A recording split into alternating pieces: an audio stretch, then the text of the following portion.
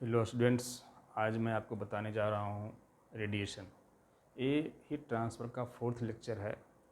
तो रेडिएशन क्या होता है और इसमें बहुत सारे टर्म्स आते हैं। उस टर्म्स को ध्यान में रखना है, जैसे प्रीवोस्ट थ्योरी ऑफ एक्सचेंज है, परफेक्टली ब्लैक बॉडी है, एब्जॉर्प्टिव पावर है, फेरिस ब्लैक बॉडी है, एमिसिव पावर है, एमिसिविटी है, किर्चॉफ्स लॉ है, स्पेक्ट्रल एमिसिव पावर है, veins displacement law, Stephen Boltzmann law.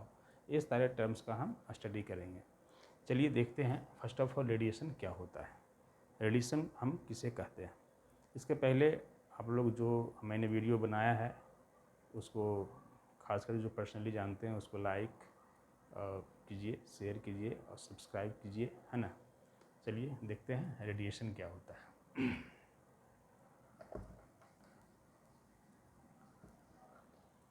First of all radiation is the third mode of heat transfer. जो radiation है वो क्या है, हीट ट्रांसफ़र का थर्ड मोड है।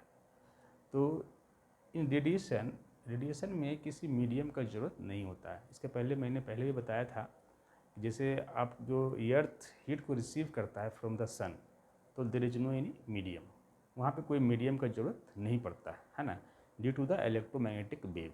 तो फर्स्ट ऑफ ऑल जो रेडिएशन में पहला जो बात होगी कि इसमें कोई मीडियम का ज़रूरत नहीं पड़ेगा, नो मीडियम, यहाँ कोई भी मीडियम नहीं रहेगा, इसको ध्यान रखना है।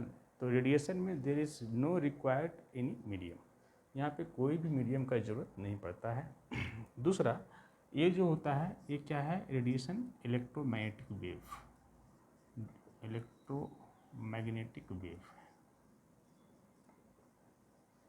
आपका जो यहाँ हीट ट्रांसफ़र हो रहा है due to the electromagnetic wave.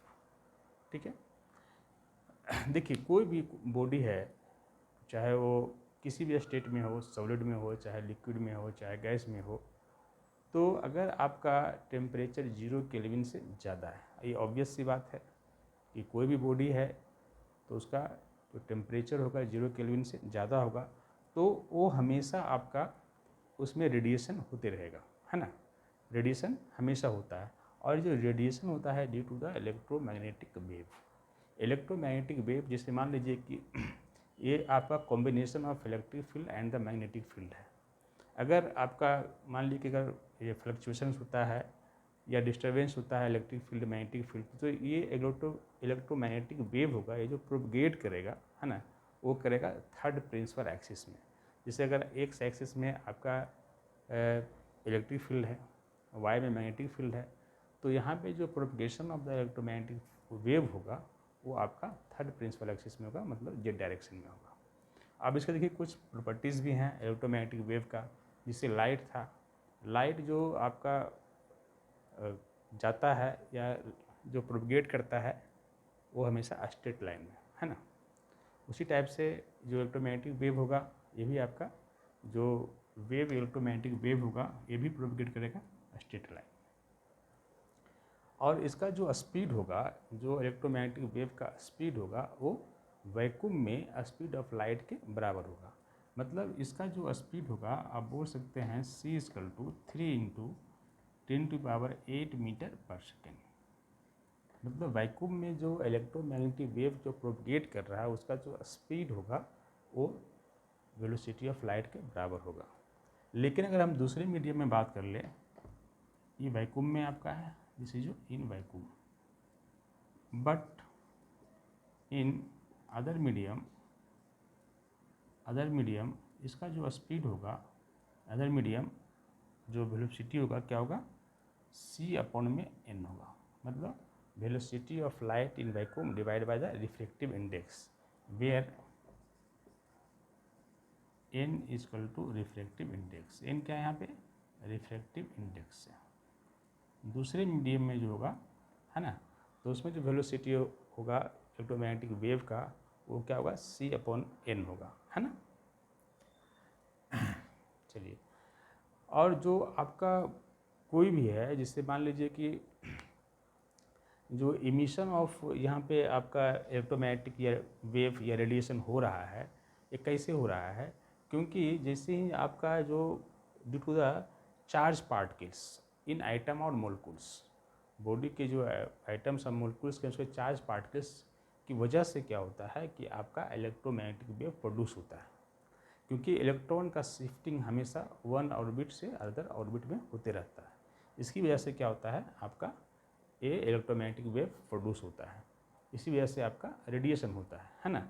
तो जो मोलिकुलर एक्टिविटी है ना, तो मोलिकुलर एक्टिविटी है, जो आइटम्स है उसके जो चार्ज पार्टिकल्स हैं उसके वजह से आपका रेडिएशन होता है। तो आपको मालूम है जो एनर्जी होता है Hc/λ होता है, आपको मालूम है E=Hc/λ। एच क्या है, प्लैंक कांस्टेंट, सी है velocity of light in vacuum, lambda is जो वेवलेंथ। तो अगर बॉडी का टेम्परेचर को आप इंक्रीज़ करेंगे, अगर टेम्परेचर इंक्रीज़ करेगा तो आपका एनर्जी क्या होगा, इंक्रीज़ करेगा।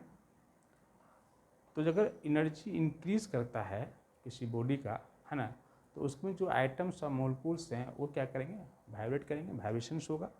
तो यहाँ पे वाइब्रेशंस भी इंक्रीज़ करेगा, बताइए वाइब्रेशंस, ये आपका इंक्रीज़ करेगा। वाइब्रेशन मीन्स फ्रीक्वेंसी, वो इंक्रीज़ करेगा। तो लेमडा यहाँ पे क्या होगा, लेमडा आपका डिक्रीज़ करेगा, लेमडा आपका वेवलेंथ होगा वो डिक्रीज़ करेगा। तो हम बोल सकते हैं कि अगर किसी बॉडी का टेम्परेचर बढ़ाते हैं या उसकी एनर्जी जब बढ़ेगा तो आपका जो वेवलेंथ होगा वो डिक्रीज़ करेगा, है ना। तो इसको ध्यान रखना है कि जब भी टेम्परेचर बढ़ेगा तो वेवलेंथ आपका डिक्रीज़ करेगा, और टेम्परेचर घटेगा तो वेवलेंथ इंक्रीज़ करेगा, ठीक है। चलिए, और इसको बोल सकते हैं, अगर हम इसको फ्रीक्वेंसी को अगर हम न्यू बोल दें तो फ्रीक्वेंसी क्या हुआ, वो बढ़ेगा, फ्रीक्वेंसी बढ़ेगा, वेवलेंथ घटेगा, टेम्परेचर बढ़ेगा तो आपका एनर्जी बढ़ेगा, वाइब्रेशंस होगा मतलब फ्रीक्वेंसी बढ़ेगा, इसका मतलब क्या हुआ, वेवलेंथ डिक्रीज करेगा, ठीक है। चलिए, आपको रेडिएशन समझ में आ गया होगा, रेडिएशन क्या होता है। अब देखते हैं फर्स्ट टर्म है Prevost theory of exchange. Prevost theory of exchange क्या होता है, देखिए Prevost theory of exchange, Prevost theory of exchange, इसका मतलब क्या है। जैसे मानिए आपके पास एक बॉडी है जो टी टेम्परेचर पे मेंटेन कर रहा है, एक बॉडी आपके पास है, मान लीजिए आपके पास एक बॉडी है ऐसा, उसका टेम्परेचर टी है, टेम्परेचर टी है, तो ये हमेशा क्या होगा आपका, इससे रेडिएशन होगा, इससे इधर रेडिएशन होगा,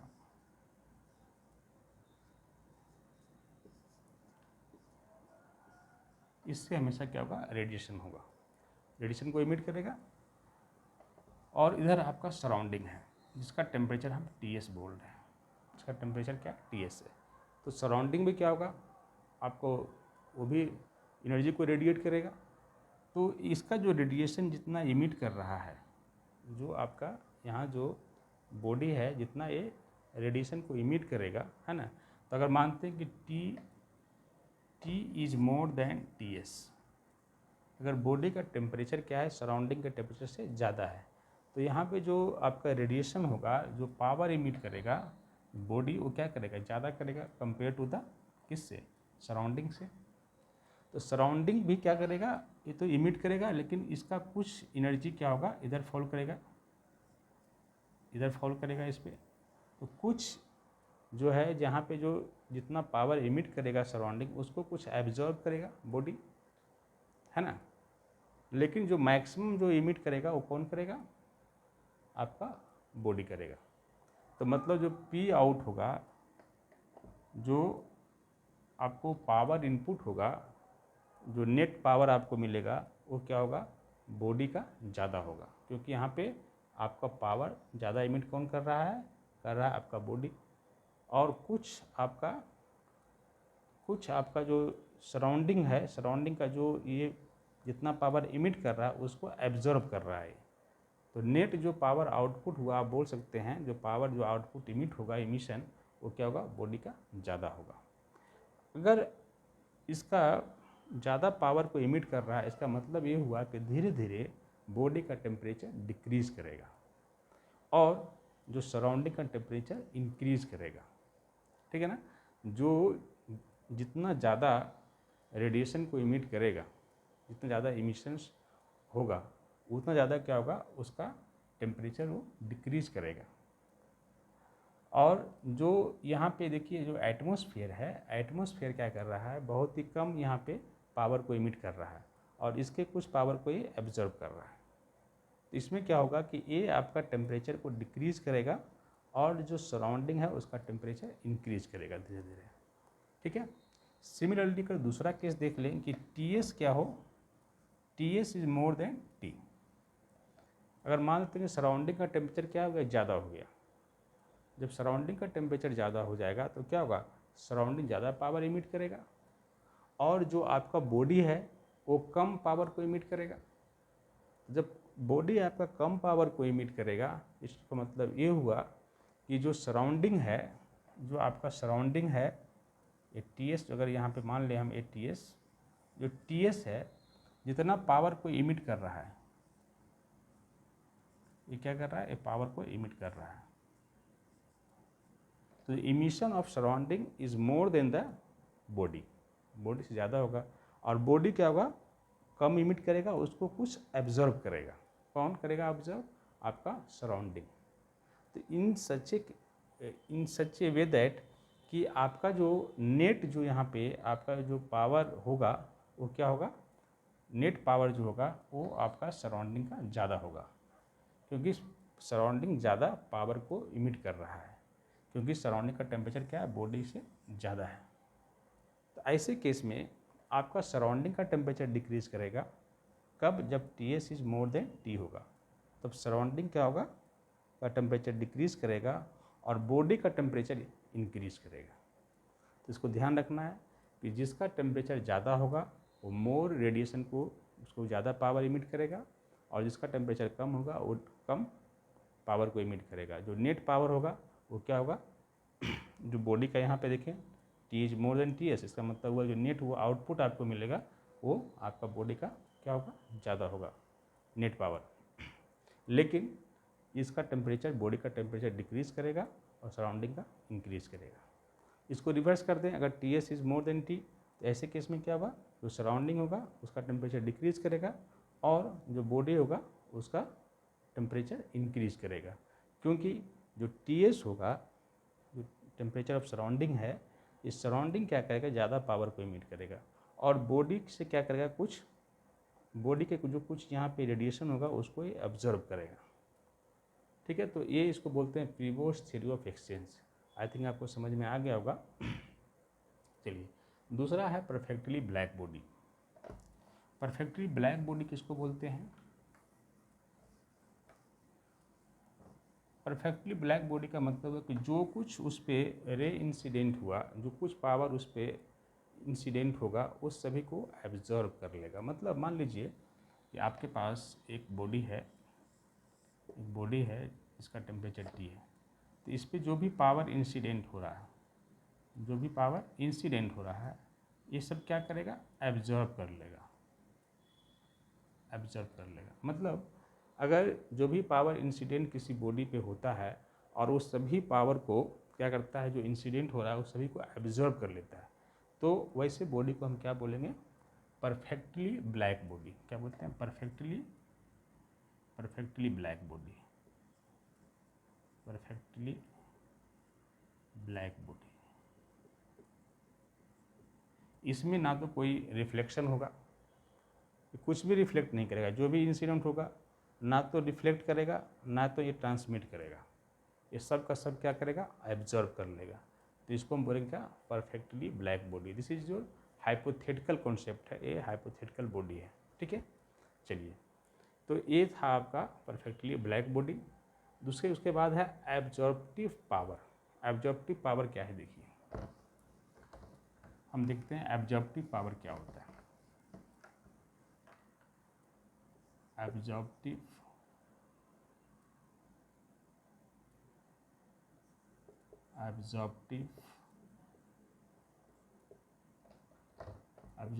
पावर, इसका मतलब क्या है, एब्जॉर्प्टिव पावर का मतलब क्या है। इसे मान लीजिए आपके पास एक कोई बॉडी है,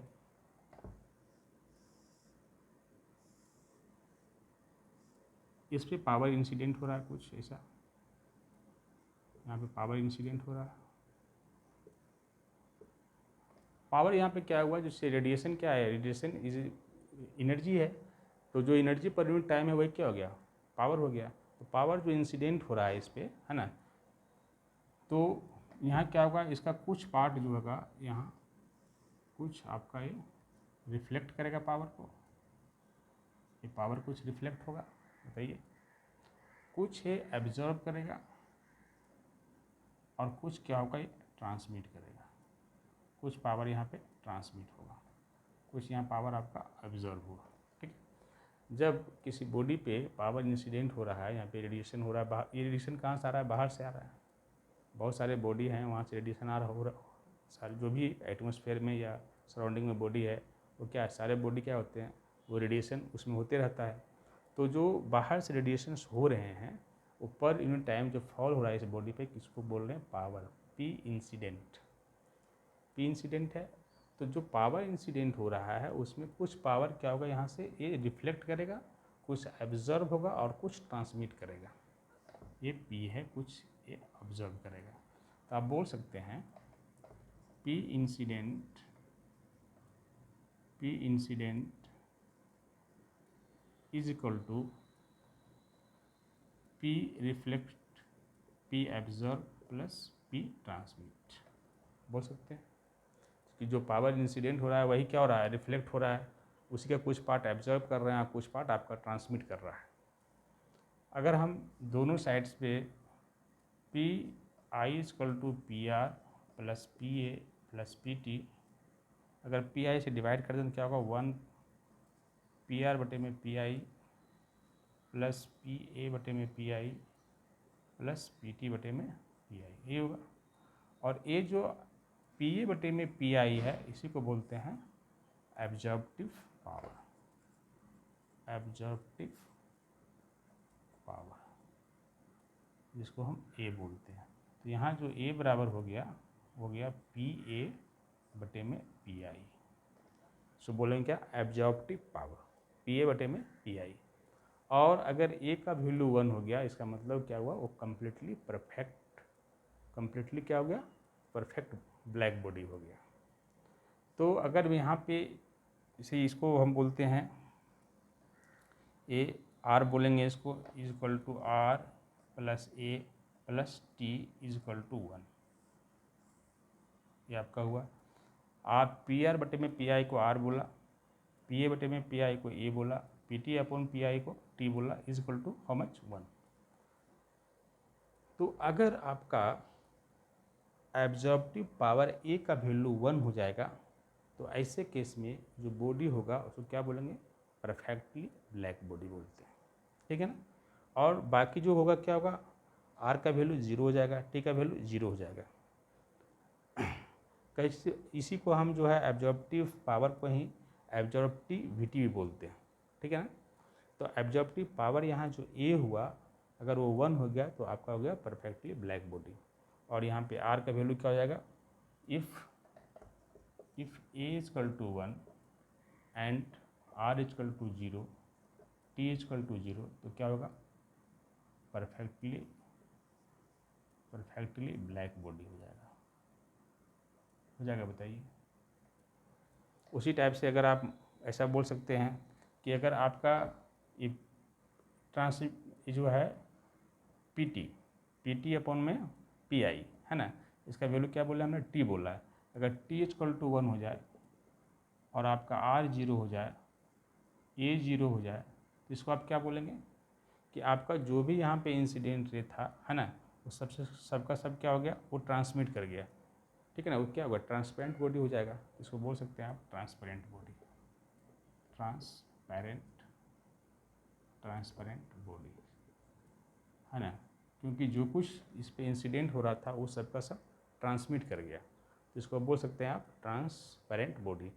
तो आपको यहाँ पे ध्यान देना, एब्जॉर्प्टिव पावर इसका हम यूज़ करेंगे हर जगह।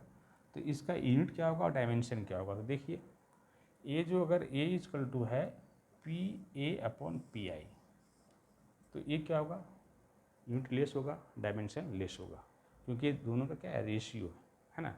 ये दोनों का रेशियो है, इसलिए ना तो इसका कोई यूनिट होगा ना ही इसका कोई डायमेंशन होगा। आई थिंक आपको समझ में आ गया होगा कि एब्जॉर्प्टिव पावर क्या है। ठीक है, चलिए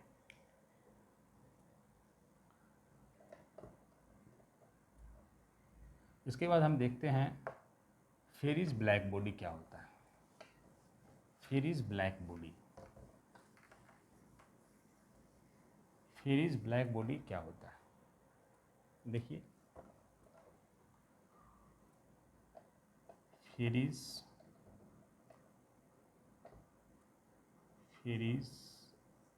ब्लैक बॉडी,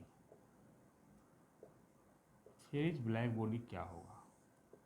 देखिए फेरिस ब्लैक बॉडी, मान लीजिए कि एक हम होलो स्फीयर लेते हैं और उसके इनर पार्ट को हम क्या करते हैं कि उसको ब्लैक पेंट कर देते हैं, है ना। एक हम होलो स्फीयर लेते हैं, एक हमने होलो स्फीयर लिया ऐसा, एक होलो स्फीयर हमने ऐसा लिया और इसके इनर पार्ट को हमने क्या किया, ब्लैक पेंट कर दिया। और इसके एक पॉइंट से कहीं से हम एक पावर को इंसिडेंट करवाएंगे और मान लेते हैं कि ऐसा कुछ हम स्ट्रक्चर बनाते हैं और इसको भी हम क्या करते हैं, ये इनर पार्ट को, ये जो आपका इनर पार्ट है इसको हम ब्लैक पेंट कर रहे हैं। ठीक है, या चारकोल से हम पेंट कर सकते हैं, चारकोल का भी आप यूज़ कर सकते हैं, है ना। और इसको भी, ये जो पार्ट है, जो निकला हुआ पार्ट है, इसको भी हमने क्या किया, ब्लैक से पेंट कर दिया, ब्लैक पेंट, है ना, ब्लैक से पेंट कर दिया। अब देखिए अगर हम यहाँ से अगर हम पावर को इंसिडेंट करवाते हैं, इस पॉइंट पे हमने पावर को P नॉट क्या हुआ, इंसिडेंट किया। ठीक है, P नॉट पावर इंसिडेंट हुआ। ठीक है, तो यहाँ जो इसको हमने ब्लैक पेंट किया था, इसलिए इसको नहीं लिखा था, इसको हमने ब्लैक पेंट किया था। ठीक है ना, इसको ऐसा दिखाता हूँ, इसे भी समझ जाएंगे कि पूरा क्या है, ब्लैक पेंटेड है। ठीक है, चलिए देखिए, तो यहाँ से हमने P नॉट जो है पावर इंसिडेंट हुआ यहाँ पे, ये क्या हुआ, जब यहाँ से इधर ये रिफ्लेक्ट करेगा तो कितना रिफ्लेक्ट करेगा बताइए, ये यहाँ से जब रिफ्लेक्ट करेगा तो हाउ मच, कितना रिफ्लेक्शन होगा। आपको मैंने बताया था A इक्वल टू, अभी मैंने बताया A इक्वल टू जितना पावर इमिट करेगा वो नीचे और जितना एब्जॉर्ब करेगा वो ऊपर, है ना, ये होगा। तो यहाँ जो P नॉट हुआ, यहाँ पे जो इंसिडेंट हुआ, यहाँ जब रिफ्लेक्ट करेगा तो क्या होगा, ये 1 माइनस A P नॉट हो जाएगा। बताइए 1 माइनस A P नॉट हो जाएगा, क्योंकि जितना ये P नॉट इंसिडेंट किया और A P नॉट एब्जॉर्ब हो जाएगा, P A equal to how much, P nought A। तो यहाँ पे जो ऑब्जर्व किया, यहाँ कुछ एब्जॉर्ब होगा, उसके बाद क्या होगा, फिर रिफ्लेक्ट करेगा, तो इतना ऑब्जर्व हो गया, तो रिफ्लेक्ट फिर कितना हुआ, P nought minus P nought A equal to कितना हो गया, 1 माइनस A P नॉट। इतना फिर क्या हुआ, ये यहाँ से रिफ्लेक्ट किया, ये रिफ्लेक्ट होने के बाद फिर क्या होगा, फिर ये इधर आएगा। बताइए, ये आपका फिर यहाँ से रिफ्लेक्ट करेगा, तो अब कितना रिफ्लेक्ट करेगा, ये 1 माइनस ये जो रिफ्लेक्शन होगा 1 माइनस A का स्क्वायर P नॉट होगा। बताइए, फिर यहाँ से अगर मान लेते हैं कि फिर यहाँ से रिफ्लेक्ट किया इस पॉइंट पे, यहाँ से इसका रिफ्लेक्शन इस पॉइंट पे हुआ, तो जो यहाँ पे रिफ्लेक्ट करेगा वो कितना रिफ्लेक्ट करेगा पावर को, इसका जो वैल्यू होगा how much, 1 minus A Q P not होगा। बताइए, इसी टाइप से अगर n टाइम से रिफ्लेक्ट करता है और फाइनली क्या होता है कि ये जो आपका बाहर निकल जाता है, इस टाइप से बाहर चला आता है, फॉर n कोलिजन, ये n टाइम्स जो है आपका क्या हुआ, अंदर रिफ्लेक्ट किया, उसके बाद ये रे बाहर आया फॉर n कोलिजन, तो कितना हो जाएगा इसका पावर। बताइए, इसका पावर कितना हो गया, 1 minus A power n P not हो जाएगा। बताइए, ये होगा। बहुत ही सिंपल है कि हमने एक बॉडी लिया है, उसको, ये होलो स्फीयर है, ये क्या है, एक होलो स्फीयर है, एक होलो स्फीयर है, उसको हमने ब्लैक पेंट कर दिया। ब्लैक पेंट क्यों किया? फॉर द ब्लैक बॉडी के लिए। ब्लैक बॉडी के लिए इसको हमने क्या किया? ब्लैक पेंट कर दिया। तो जब यहाँ से आपका ये पावर जो है, ये पी नॉट जो बाहर से आ रहा है, इंसिडेंट हो रहा है ना, वो पी नॉट है। और फाइनली जो है इन कोलिजन के बाद ये बाहर आता है, तो इसके पास जो पावर बचेगा how much? P 1 minus A to the power N P not होगा। बताइए, यही होगा, ठीक है। तो आपसे जो नेट पावर जो एब्जॉर्ब हुआ, नेट पावर जो एब्जॉर्ब होगा वो कितना होगा? नेट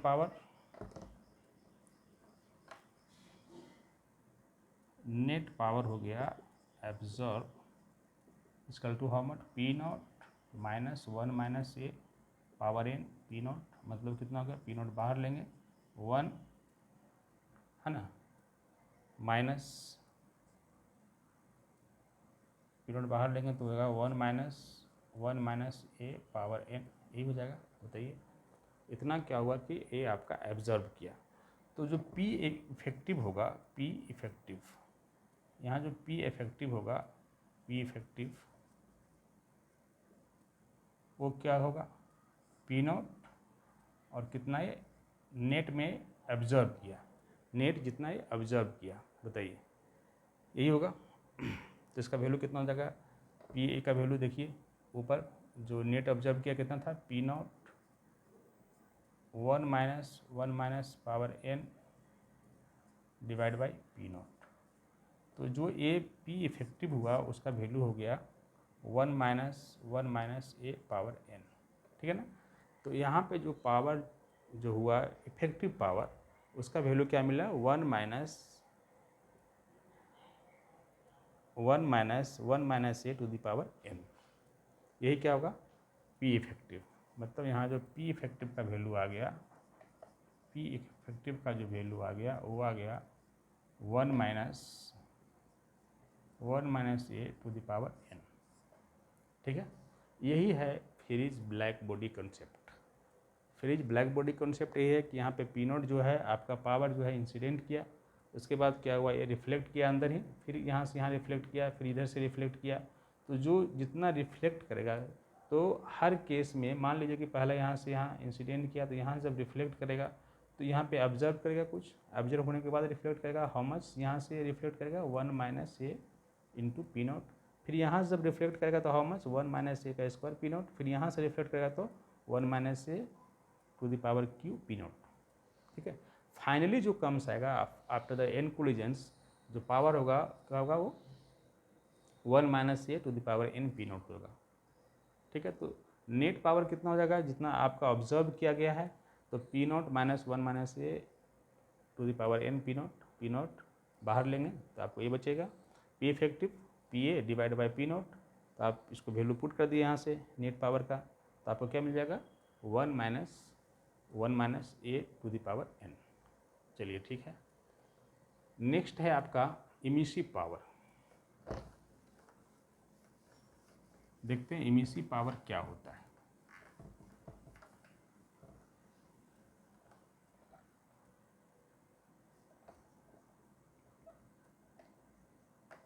इमिसिव पावर क्या होगा? मान लीजिए कि आपके पास कोई बॉडी है, इसका टेम्परेचर T है, ठीक है। तो यहाँ जो पावर जो इमिट करेगा है ना, और इसका एरिया मान लेते हैं कि A है, एरिया कितना है? A है। तो यहाँ जो आपका पावर इमिट करेगा, जो पावर होगा, जो पावर इमिट करेगा, power emit is equal to क्या होगा? जितना पावर इमिट कर रहा है, मान लेते हैं कि ये पावर इमिट कर रहा होगा, इधर से इधर पावर इमिट करेगा ये बॉडी, ठीक है। तो पावर जो इमिट कर रहा है, पावर इमिट, तो power emit per unit area जो होगा यहाँ पे, जिसको हम बोलेंगे power emit per unit area, इसको बोलते हैं हम इमिसिव पावर। क्या बोलते हैं? इमिसिव पावर, है ना। तो जितना ये पावर इमिट करेगा पर यूनिट एरिया, है ना, जो इसका एरिया है, तो power emit per unit area is called the emissive power. ठीक है, तो हम इमिसिव पावर को बोल सकते हैं कि जितना रेडिएशन जो हो रहा है, जितना रेडिएशन आपका इमिट हो रहा है ना, per unit area per unit time. क्योंकि जितना रेडिएशन आपका इमिट होगा पर यूनिट टाइम क्या बोलेंगे, पावर इमिट, और उसके पर यूनिट एरिया क्या बोलेंगे, इमिसिव पावर, है ना। तो emissive power is equal to हो गया power emit divide by the area. ठीक है, आगे हम बताएंगे आपको कि आपका जो इमिसिव पावर होता है, ये जो इमिसिव पावर है ये डायरेक्टली प्रोपोर्शनल होता है टी टू द पावर 4। वह टी क्या है, एब्सोल्यूट टेम्परेचर, मतलब temperature in kelvin, temperature in kelvin. ठीक है, ये आपको मिलेगा आगे। तो इमिसिव पावर जो होता है, जितना पावर कोई बॉडी आपका इमिट करता है पर यूनिट एरिया, उसी को हम बोलते हैं इमिसिव पावर, या इसको बोल सकते हैं कि radiation per unit time per unit area is called the emissive power. ठीक है, और ये जो इमिसिव जो यहाँ पे है, ये हमेशा होता है directly proportional to the temperature to the power 4, where जो टेम्परेचर यहाँ पे होगा वो होगा एब्सोल्यूट टेम्परेचर। चलिए, आई थिंक आपको समझ में आ गया होगा कि इमिसिव पावर क्या होता है। पावर जितना इमिट करेगा डिवाइड बाय एरिया। उसके बाद है इमिसिविटी, इमिसिविटी, इमिसिविटी,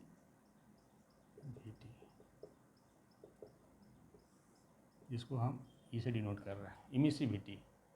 इमिसिविटी क्या होगा, जिसे इमिसिविटी होता है, ये रेशियो होता है, ये क्या होगा, रेशियो होगा।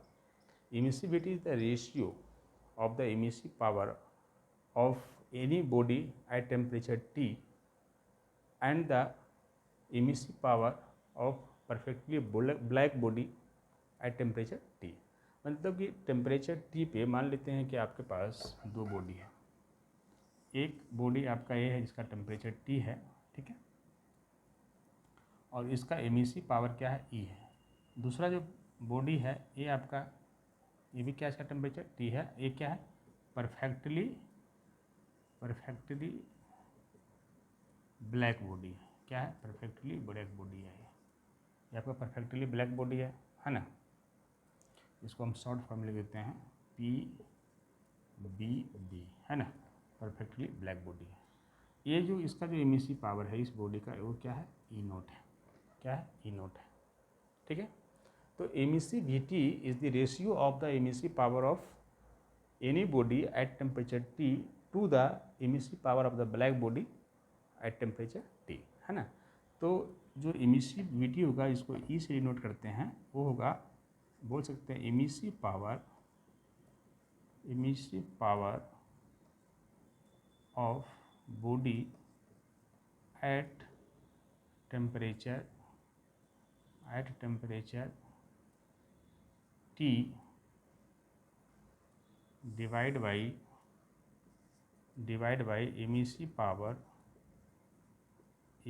Power of black body, emissive power of black body.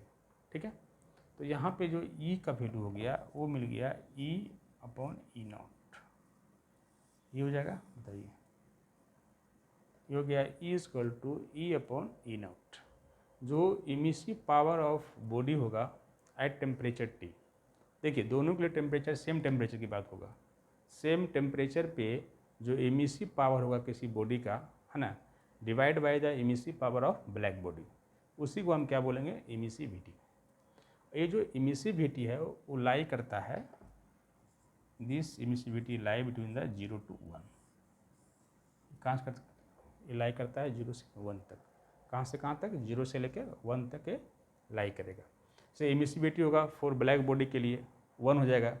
अगर हम फॉर द ब्लैक बॉडी अगर हम इमिसिविटी निकालेंगे तो क्या होगा, ऊपर भी आपका ब्लैक बॉडी का ही होगा, तो ये भी जितना इसका होगा इमिसिव पावर उतना ही क्या होगा, बॉडी का भी होगा। ये बॉडी आपको क्या मान लिया, ब्लैक बॉडी, तो ये E नोट बटे में E नोट = 1 हो गया।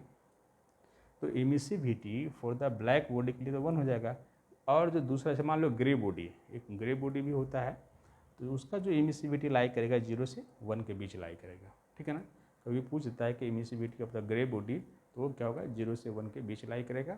और जो emissivity for the black body होगा वो क्या होगा 1 के बराबर हो जाएगा, ठीक है।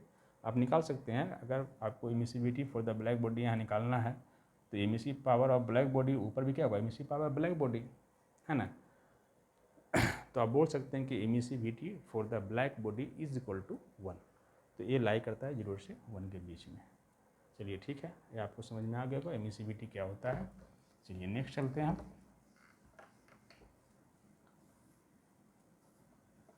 नेक्स्ट है Kirchhoff's law. This is very very important. Kirchhoff's law, Kirchhoff's law. Kirchhoff's law क्या होता है? ये किरचॉफ्स लॉ स्टेट करता है at the same temperature the emissive power of the body to the absorptive power of the body, है ना, is always constant. कहने का मतलब हुआ कि अगर आपके पास दो बॉडी है, ठीक है ना, आपके पास दो बॉडी है, एक का अगर इमिसिव पावर E1 है और इसका जो एब्जॉर्प्टिव है वो क्या है A1 है। E1 क्या है इसका इमिसिव पावर हो गया, A1 हो गया इसका एब्जॉर्प्टिव पावर, ठीक है। दूसरा बॉडी है उसका भी टेम्परेचर क्या है T है और इसका इमिसिव पावर E2 है और एब्जॉर्प्टिव पावर क्या है A2 है। तो किरचॉफ्स लॉ स्टेट करता है एट द सेम टेम्परेचर, है ना। तो लिख सकते हैं Kirchhoff's law states that at the same temperature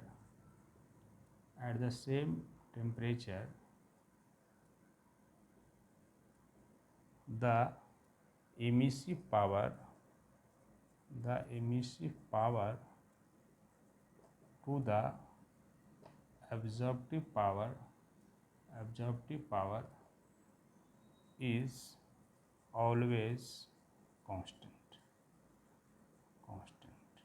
ठीक है, ऐसा बोल सकते हैं। किरचॉफ्स लॉ स्टेट करता है कि सेम टेम्परेचर पर इमिसिव पावर और एब्जॉर्प्टिव पावर का रेशियो हमेशा कांस्टेंट होगा। यह यहाँ पे हमने दो बॉडी को माना है ना। तो अगर दो बॉडी की अगर हम बात करेंगे तो क्या होगा, अगर हम दो बॉडी का बात करेंगे तो आपका यहाँ पे जो रेशियो होगा वो क्या हो गया E1 बटे में A1 is equal to E2 बटे में A2, तो यही होगा। आपके पास दो बॉडी है तो किरचॉफ्स लॉ यही बोलता है कि अगर कोई दो बॉडी है जिसका इमिसिव पावर E1 है, दूसरे का E2 है, पहले का एब्जॉर्प्टिव पावर A1 है, दूसरे का A2 है, तो जो emissive power to the absorptive power होगा वो हमेशा कांस्टेंट होगा। मतलब E1 बटे में A1 इक्वल टू E2 बटे में A2 इज ऑलवेज कांस्टेंट, है ना। दोनों क्या होगा आपस में बराबर होगा, ठीक है। चलिए अगर मान लेते हैं कि दूसरा बॉडी को हमने ब्लैक बॉडी मान लिया, ठीक है। अगर हम दूसरा बॉडी को मान लेते हैं ब्लैक बॉडी, तो वैसे केस में क्या होगा, अगर आपने पहला बॉडी लिया, ये पहला बॉडी है जिसको आपने अभी E1 बोला और A1 बोला, दूसरा बॉडी को हमने ब्लैक बॉडी कंसिडर कर लिया। ये दूसरा क्या है ब्लैक बॉडी है, टी टेम्परेचर पे ए क्या है E2 है, ए इसको हम E0 बोल देते हैं और ए इक्वल टू क्या होगा 1। ये क्या है परफेक्टली ब्लैक बॉडी। तो अगर हम दूसरा जो बॉडी को अगर हम कंसिडर करते हैं परफेक्टली ब्लैक बॉडी, तो वो क्या होगा E0 और इधर क्या होगा ए इक्वल टू 1 हो जाएगा, क्योंकि परफेक्टली ब्लैक बॉडी के लिए एब्जॉर्प्टिव पावर क्या होता है 1 के बराबर होता है, ठीक है ना। तो ऐसे केस में अगर हम किरचॉफ्स लॉ यहाँ यूज़ करेंगे तो क्या होगा E1 divide by A1 equal to क्या होगा E0 डिवाइड बाई ए किसका परफेक्टली ब्लैक बॉडी का। तो ए का वैल्यू कितना हो जाएगा 1, तो क्या हो गया यहाँ पे 1 हो जाएगा। बताइए ये आपका हो गया 1। तो इसको बोल सकते हैं E1 upon E0 equal to A1। बताइए होगा। और E1 बटे में E0 मैंने क्या बताया था, जो emissive power of any body to the emissive power of black body को हमने बोला था क्या, इमिसिविटी। इसको हमने बोला था इमिसिविटी, मतलब E इज इक्वल टू हम A के बराबर बोलते हैं। इस A1 को हमने A बोल दिया है, A1 को हमने A बोल दिया है, तो E इज इक्वल टू क्या हो गया, A। तो देखिए इमिसिविटी बताता है कि कोई आपका बॉडी कितना पावर को इमिट कर सकता है, और एब्जॉर्प्टिव पावर ये बता रहा है कि कोई बॉडी कितने पावर को एब्जॉर्ब कर सकता है।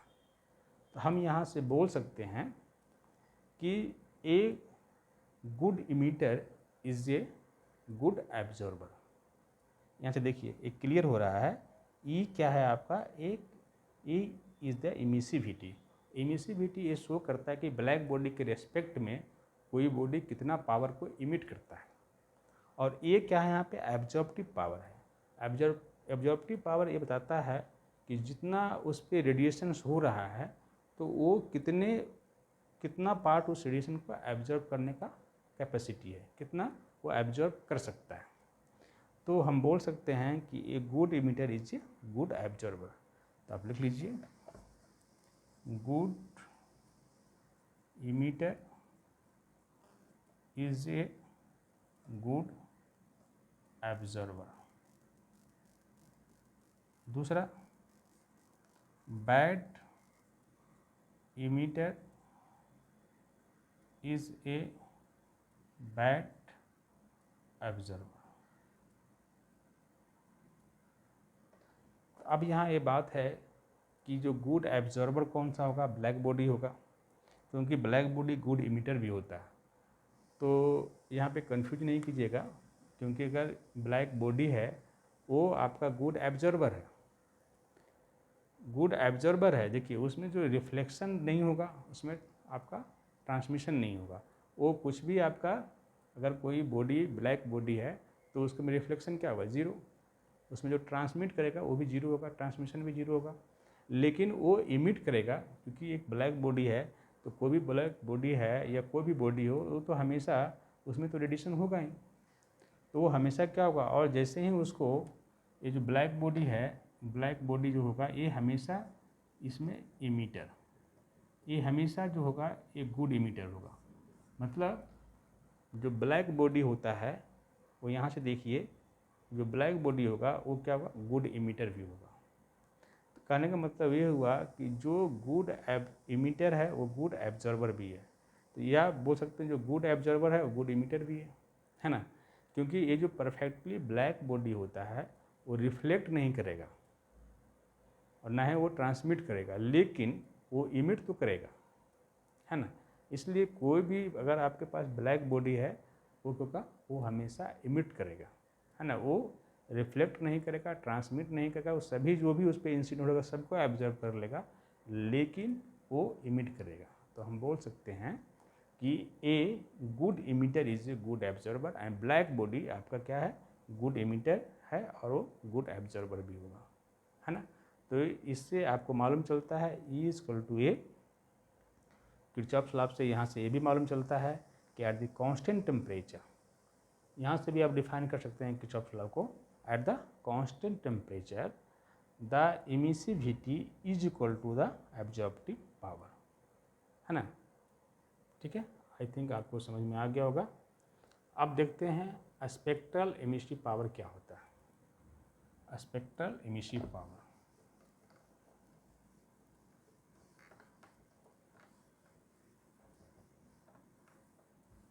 स्पेक्ट्रल इमिसिव पावर, इसको हम देखते हैं कि स्पेक्ट्रल इमिसिव पावर क्या होगा।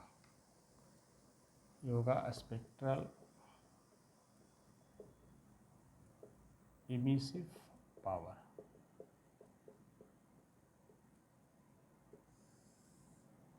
स्पेक्ट्रल इमिसिव पावर, है ना। तो स्पेक्ट्रल इमिसिव पावर और एक वेन्स डिस्प्लेसमेंट लॉ, एक स्टीफन बोल्ट्जमैन लॉ, है ना। ये 3 बच गए हैं, तो इसके बारे में हम डिस्कस करते हैं। तो चलिए देखते हैं। अच्छा चलिए इसको हम बाद में देखेंगे, spectral emissive power, Wien's displacement law और Stefan Boltzmann law next class में, और उसके साथ कुछ न्यूमेरिकल्स भी हम आपको करा देंगे, है ना। तो उससे क्या होगा कि आपका पूरा हीट ट्रांसफ़र कंप्लीट हो जाएगा। मतलब जो नेक्स्ट लेक्चर होगा उसमें हम इस तीनों का डिस्कस करेंगे, और आपका कुछ न्यूमेरिकल्स भी है, रेडिएशन पे बेस्ड होगा, उसको हम करा देंगे। चलिए, थैंक यू।